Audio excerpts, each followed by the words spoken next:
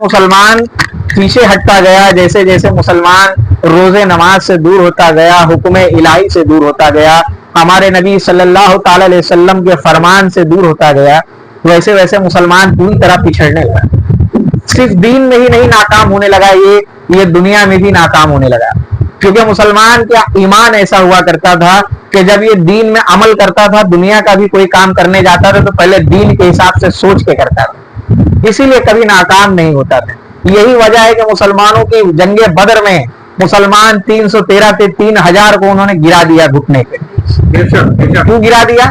کیونکہ ان کے پاس لڑنے کے لیے تلواریں نہیں تھیں، ان کے پاس بھاری بھاری کوچ نہیں تھا کہ جس سے وہ باڈی کو پروٹیکٹ کر پائیں، بچا پائیں اپنے شریر کو۔ ان کے پاس ڈھنگ کی تلواریں نہیں تھیں کہ تلواروں سے وہ جنگ کریں۔ گنتی 313 تھی، سامنے 3000 کا لشکر تھا۔ ان کے پاس اونٹ تھے، ان کے پاس گھوڑے تھے، ان کے پاس تلواریں تھیں، ان کے پاس نیزہ اور برشی تھی، اور مسلمان ان کے سامنے تھا، لیکن مسلمان ڈرا نہیں سوائے اللہ۔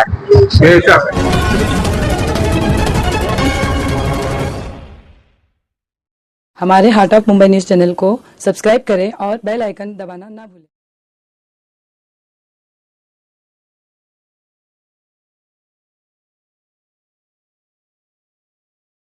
مسلمان پیچھے ہٹتا گیا، جیسے جیسے مسلمان روزے نماز سے دور ہوتا گیا، حکم الہی سے دور ہوتا گیا، ہمارے نبی صلی اللہ تعالی علیہ وسلم کے فرمان سے دور ہوتا گیا، ویسے ویسے مسلمان پوری طرح پچھڑنے لگا۔ صرف دین میں ہی نہیں ناکام ہونے لگا، یہ دنیا میں بھی ناکام ہونے لگا، کیونکہ مسلمان کا ایمان ایسا ہوا کرتا تھا کہ جب یہ دین میں عمل کرتا تھا، دنیا کا بھی کوئی کام کرنے جاتا تھا تو پہلے دین کے حساب سے سوچ کے کرتا تھا، اسی لیے کبھی ناکام نہیں ہوتا تھا۔ یہی وجہ ہے کہ مسلمانوں کی جنگ بدر میں مسلمان 313 تھے، 3000 کو انہوں نے گرا دیا گھٹنے پہ۔ کیوں گرا دیا؟ کیونکہ ان کے پاس لڑنے کے لیے تلواریں نہیں تھیں، ان کے پاس بھاری بھاری کوچ نہیں تھا کہ جس سے وہ باڈی کو پروٹیکٹ کر پائیں، بچا پائیں اپنے شریر کو۔ ان کے پاس ڈھنگ کی تلواریں نہیں تھیں کہ تلواروں سے وہ جنگ کریں۔ گنتی 313 تھی، سامنے 3000 کا لشکر تھا۔ ان کے پاس اونٹ تھے، ان کے پاس گھوڑے تھے، ان کے پاس تلواریں تھیں، ان کے پاس نیزہ اور برشی تھی، اور مسلمان ان کے سامنے تھا، لیکن مسلمان ڈرا نہیں سوائے اللہ۔ اور مسلمان کا ایمان دگا نہیں، جیسے آج کے مسلمان کا ایمان کے اندر ہی دگا ہے۔ مسلمان ڈرا نہیں سوائے اللہ کے، کھجور کی پیڑ کی ڈنٹل سے تلوار کو مات دے دیا مسلمان۔ تو یہ وہ قوم ہے مسلمان کی جس کی شاخیں جو ہے ہمارے نبی صلی اللہ تعالی علیہ وسلم کے دور سے چلی آ رہی ہے۔ ان کے ٹائم سے مسلمان یہ دکھاتا آ رہا ہے، دیکھ لو، ہفتہ ہفتہ فاقے پڑ جاتے تھے، جنگ و جدل میں کھانا نہیں رہتا تھا، کھجور سے دو مسلمان روزہ کھولتا تھا، کھجور سے پورا پورا دن مسلمان کھانا نہیں کھاتا تھا، جنگ خندق میں کھندق کھودتا رہتا تھا پورا پورا دن۔ سب نے اپنے اپنے پیٹ پہ، اسٹمک پہ یہاں پر پتھر باندھ لیا تاکہ پیٹ سکڑا رہے، بھوک کا احساس نہ ہو۔ سب نے، کسی نے 1 باندھا، کسی نے 2 باندھا، ہمارے پیغمبر نے 3 باندھا۔ مسلمان یہ دکھا رہے ہیں، یہ سٹرگل، ہمارے نبی صلی اللہ تعالی علیہ وسلم کا یہ کام یہ درشا رہا ہے۔ آج کے مسلمانوں کو سیکھ دیا گیا ہے کہ جب اسلام کے لیے بات آ جائے، حکم خدا پہ بات آ جائے، تو بندے کو جس عالم سے، جس اینگل سے آگے جانا ہو آگے جائے۔ اب اگر پڑھائی کے معاملے میں اسلام کو آگے لے جانا ہے تو پڑھ کے آگے لے جائے، آندولن کر کے آگے لے جانا ہے تو آندولن کر کے آگے لے جائے، لکھ کر آگے لے جانا ہے تو لکھ کر آگے لے جائے، بول کر آگے لے جانا ہے تو بول کر آگے لے جائے، لیکن کبھی اسلام کو جھکنے نہ دے مسلمان۔ اور یہی ایمان رہا ہے مسلمان کا، جو میں نے ابھی آپ کو بتایا ہے۔ تو پہلے کے ہمارے آبا اجداد ایسے تھے کہ جن کے پاس کچے گھر ہوا کرتے تھے، لائٹیں پنکھے نہیں ہوا کرتی تھیں ایسے جیسے آج کے ٹائم پہ۔ آج آپ کے ٹائم پہ کوئی کمی نہیں ہے، آپ کو اگر کلام پاک پڑھنا ہے تو لائٹ ہے، گرمی لگ رہی ہے تو پنکھا ہے، آرام کرنا ہے تو نرم گدا ہے نا، عالیشان جگہ پہ رہنا ہے تو بڑا عالیشان گھر ہے آپ کے پاس۔ لیکن کیا پہلے کے مسلمانوں کے پاس یہ ہوا کرتا تھا؟ جواب ہے نہیں بابا، ان کے پاس یہ سب نہیں تھا۔ آج مسجدیں ہر مسلم ایریا میں بڑی عالیشان ہیں، کوئی 3 مالے کی ہے، کوئی 4 مالے کی ہے، کوئی 2 مالے کی، اور مسجد کے اندر چلے جاؤ تو دل خوش ہو جاتا ہے، چٹائی کی جگہ بہت سی مسجدوں میں گدا بچھایا گیا ہے تاکہ مسلمان کو بھیا درد نہ ہو، کسی کو درد ہے تو اس کو آرام لگے۔ لیکن آج مسجدوں کے عالیشان بننے میں کمی نہیں ہے، مسجدوں کے عالیشان محل جیسے کہ بننے میں کمی نہیں ہے. صرف کمی کس کی ہے معلوم ہے؟ نمازی. صرف نمازی کی کمی ہے آج کی مسجدوں میں, عالیشانیت میں کمی نہیں. اور پہلے کی مسجدیں اتنی عالیشان نہیں ہوا کرتی تھی, کچی دیواروں کی مسجدیں ہوا کرتی تھی, چٹائیاں آج کے ٹائم کے گدے جیسی نہیں ہوتی تھی, کھجور کے پیڑ کے پتے کی چٹائیاں ہوا کرتی تھی, لیکن نمازی اتنا ہوا کرتا تھا کہ جگہ نہیں ہوتا تھا, اتنا نمازی ہوا کرتے. کچے گھروں میں رہنے والے, لائٹ اور پنکھے میں نہ رہ کر بھی چراغ جلا کر رات میں اللہ کی عبادت کرنے والے. کلام پاک کو آج کے ٹائم پہ جوان سے جوان بچہ اور بڑے آدمی عورت کو بھی چشمہ لگانا پڑتا ہے, کب جا کے ان کو بیچاروں کو پڑھا جاتا ہے. اس زمانے کے لوگ دن رات کا اندھیرا, گھر کا اندھیرا, اس میں بھی ایک چراغ کتنی روشنی کرتا ہے, اس چراغ کی روشنی میں کلام پاک کو پڑھا کرتے تھے. تو آخر ایسے لوگوں کو اللہ کامیاب نہیں کرے گا تو ایسے لوگوں کو کرے گا جو بستر پہ بیٹھے بیٹھے مانگتے ہیں سب, ایسے لوگوں کو کرے گا نہیں نا. اسی لیے آج ہماری قوم پیچھے رہ رہی ہے. آج اگر کسی 40 سال کے آپ آدمی سے بھی پوچھ لو, عورت سے بھی پوچھ لو, تو ٹھیک سے آج وہ اپنے آپ کو مسلمان کہیں گے لیکن ان کو 5 کلمہ نہیں آتا.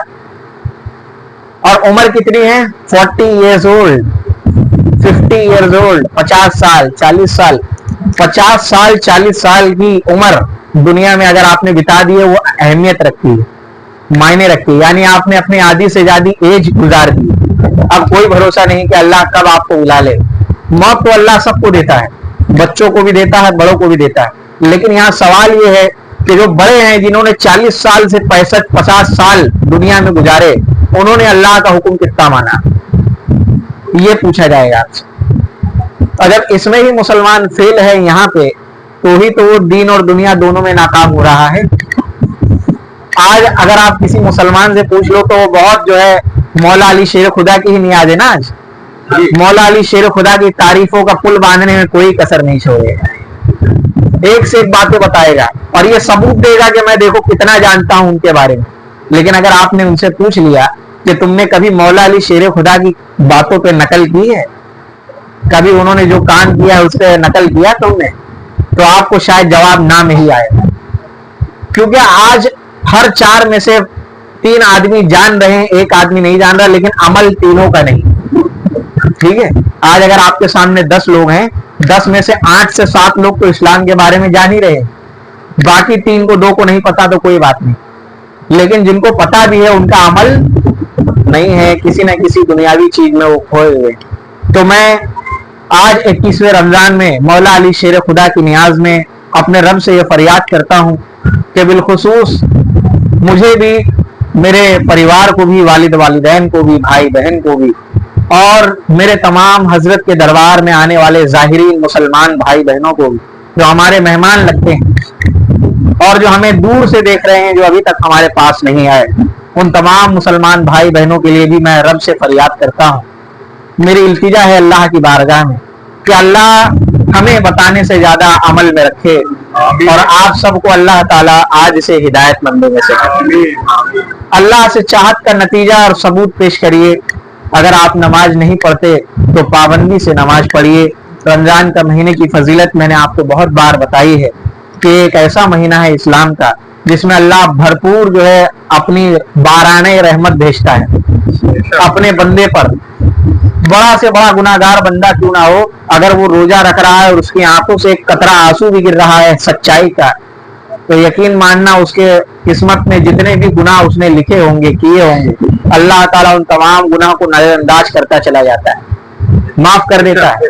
کہتا ہے کوئی بات نہیں, اس میں گناہ کیا تھا, کوئی بات نہیں, اب یہ میرا بندہ بندی معافی مانگ رہا ہے, میں معاف کر دوں گا. اسی لیے اللہ کے 99 نام میں سے بہت سے ناموں میں ایک نام رحمان بھی ہے, ایک نام کریم بھی ہے, ایک نام رحیم بھی. یہ سب اللہ کے نام ہیں, ہر نام کی فضیلت ہے, اور اللہ کی فضیلت تو بھائی آج تک کوئی نہیں جان پایا, مرضی الہی آج تک کوئی نہیں جان پایا. میری باتیں یہاں مکمل ہوتی ہیں. اللہ تبارک و تعالی ہمیں آپ کو سب کو اسلام پر صراط المستقیم پر دل سے عمل والا کر دے. اور جو لوگ بیمار ہیں واقعی روزہ نہیں رکھ پاتے, اللہ ان تمام لوگوں سے جو بچا روزہ ہے اسے پورا کروا دے, ان کی بھی قسمت میں ان روزوں کو اللہ لکھ دے.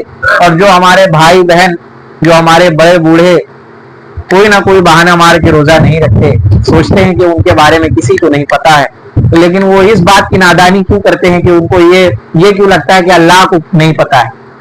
اللہ کو پتا ہے, مجھے نہیں پتا, بازو والے کو نہیں پتا, دائیں والے کو نہیں پتا, اوپر والے کو تو پتا ہے جس کے لیے یہ کام ہمیں کرنا ہے. تو اللہ تبارک و تعالیٰ ان کی نادانی کو معاف کرے, انہیں بھی روزہ رکھنے کی توفیق عطا فرمائے. میری باتیں کسی کو بھی خراب بری لگی ہو تو میں سب لوگوں سے معافی چاہتا ہوں. اگر میری باتیں آپ سب کو اچھی لگی ہوں تو آپ سے میں نے آج تک کچھ نہیں مانگا, صرف ایک چیز آپ سے مانگتا ہوں, اس رمضان میں بھرپور آپ لوگ اپنے اور اپنے پریوار کے لیے دعا کریے, روزہ رکھیے, اور ہمارے لیے بھی ہو سکے تو دعا کریے. اور جب آپ دعا کرنا تو میرا نام لے کر دعا کرنا. میرا پورا نام سید طٰہٰ یاسین ہے. میری باتیں کسی کو بھی کہنے میں, بتانے میں میرے کسی کو برا لگا ہو, میرا کوئی جملہ یا میرا کوئی سینٹینس آپ کو پسند نہ آیا ہو تو میں آپ کا دشمن نہیں ہوں, اور میں نے سوائے پرسنلی اپنی بات آپ کو بتائی نہیں ہے, اسلام کی باتیں میں نے آپ کو بتائی ہیں, اور اگر ان پر آپ عمل کریں گے تو اس پہ فائدہ میرا کچھ نہیں ہونے والا ہے, جو فائدہ ہوگا عمل کرنے والے کا ہوگا, یعنی آپ کا ہوگا. تو میری باتیں کسی کو بری لگی ہو, تہہ دل سے میں آپ سب سے معافی چاہتا ہوں. اچھی لگی ہو تو میرے لیے جو میں نے ابھی بتایا دعا کرنا. السلام علیکم ورحمۃ اللہ وبرکاتہ.